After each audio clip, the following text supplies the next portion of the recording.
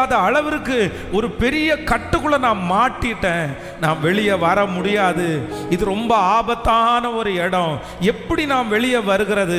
எந்த விதத்தில் யோசிச்சாலும் அது முடியாதுன்னு நீங்க சொல்லலாம்.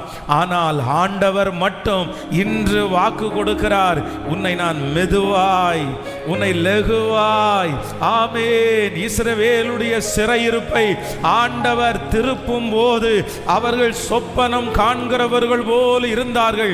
அந்த காரியத்திலிருந்து ஆண்டவர் உங்களை விடுதலை பண்ணுவது கடினமாய் அல்ல, ஆபத்தாய் அல்ல.